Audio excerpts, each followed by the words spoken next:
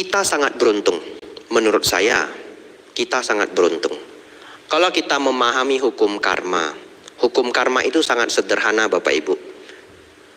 Kalau kita memberi kebahagiaan, kebahagiaan akan kembali pada kita.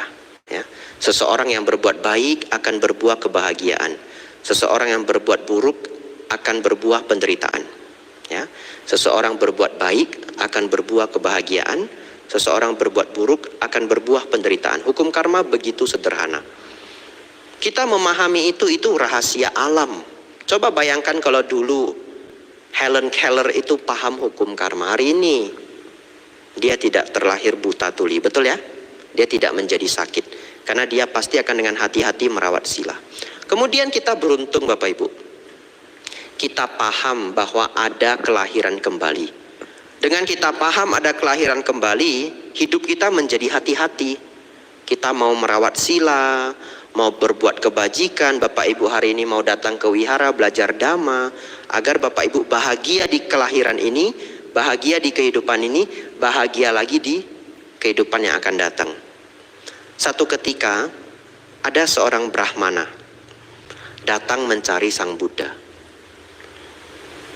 Kemudian dia bertanya ke Sang Buddha. Pertanyaannya bagus sekali. Sang Buddha, jadi dia bukan Buddhis, jadi dia tidak panggil Sang Buddha dengan sebutan Bante.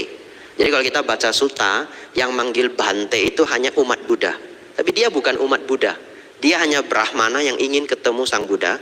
Jadi dia panggil Sang Buddha dengan sebutan Samana Gotama. Jadi dia menghadap Sang Buddha, dia kemudian bertanya, Samana, Anda mengajarkan mengenai hukum karma. Tapi bagaimana kita tahu hukum karma itu benar atau tidak?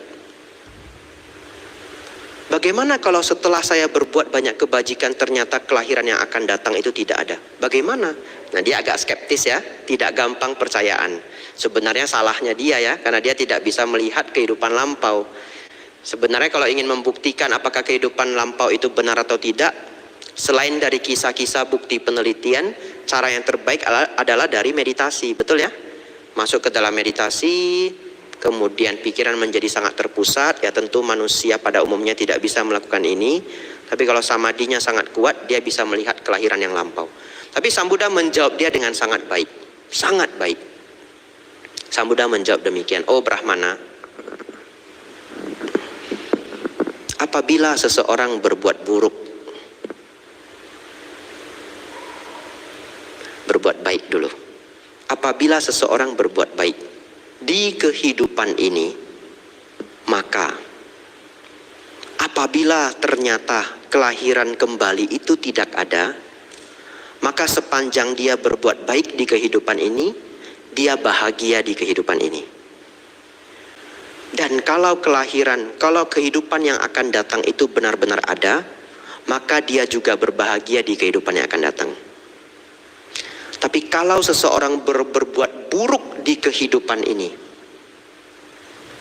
maka dia akan menderita di kehidupan ini. Dan kalaupun kehidupan yang akan datang itu benar-benar ada, maka dia akan menderita lagi di kehidupan yang akan datang. Maksudnya bagaimana?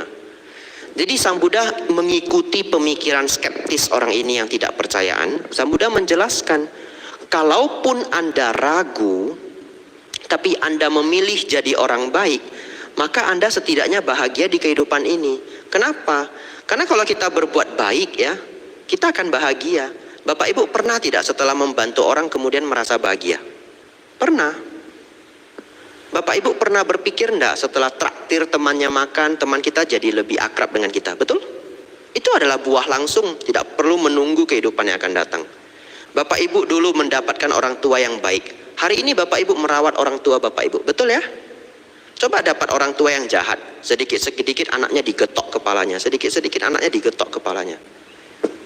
Ini mohon maaf kalau orangnya mendengar. Saya dulu pernah di Jakarta, didatangi seorang ibu membawa anaknya sudah menjadi gila. Mohon maaf. Karena papanya sering jedot kepalanya ke dinding.